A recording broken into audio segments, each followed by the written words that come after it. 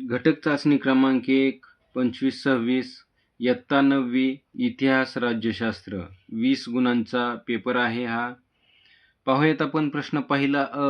दिलेल्या पर्यायापैकी योग्य पर्याय निवडून विधाने पूर्ण करा. पहिलं आहे, दृक्श्राव्य साधनांमध्ये डॅश डॅश या साधनांचा समावेश होतो. या ठिकाणी पर्याय दिलेले आहेत आणि त्यामधला योग्य पर्याय आहे दूरदर्शन.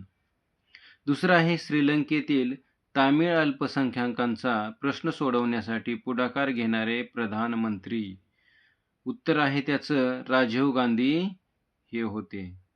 तिसरं आहे, डॅश डॅश या राज्याला उगवत्या सूर्याचा प्रदेश असे संबोधण्यात येऊ लागले. या ठिकाणी पर्याय 4 दिलेले आहेत आणि त्याचं योग्य उत्तर आहे अरुणाचल प्रदेश. ब आहे, चुकीची जोडी ओळखा व लिहा. या ठिकाणी जोड्या दिलेल्या आहेत गट अ, गट ब आणि यामध्ये चुकीची जोडी आहे अमर शेख चित्रसंग्राहक ही चुकीची जोडी आहे.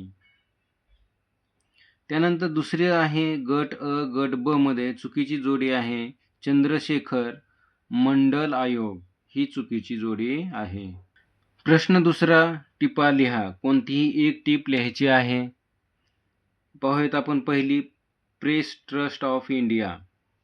प्रेस ट्रस्ट ऑफ इंडिया म्हणजे काय, तर त्याला आपण PTI संस्था असे सुद्धा म्हटले जाते. भारताची राष्ट्रीय वृत्त संस्था आहे. त्याची स्थापना 1947 साली झाली. PTI भारतातील आणि परदेशातील बातम्या संकलित करते. ते वृत्तपत्र, दूरदर्शन, रेडिओ आणि ऑनलाईन माध्यमांना बातम्या पुरवते. प्रश्न तिसरा पाहूयात, कारण स्पष्ट करा. कोणतेही 2. पहिलं पाहूयात, अमृतसर येथील स्वर्ण मंदिरात लष्कर पाठवावे लागले. कारण काय, तर 1980च्या दशकात शिखांनी पंजाबमध्ये स्वतंत्र खलिस्तान राज्याची मागणी केली आणि आंदोलन सुरू केले. या आंदोलनाने अतिशय उग्र स्वरूप धारण केले. या आंदोलनास पाकिस्तानचा पाठिंबा होता.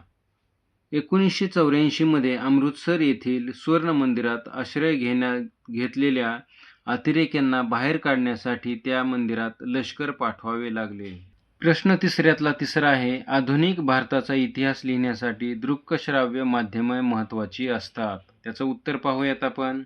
दूरदर्शन, चित्रपट, आंतरजाल इत्यादींना दृक्श्राव्य साधने म्हणतात.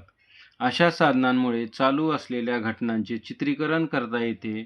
वृत्तपट व अनुभोधपट यामुळे इतिहास पुन्हा जिवंत होतो व तो इतिहास लेखनाला उपयुक्त ठरतो.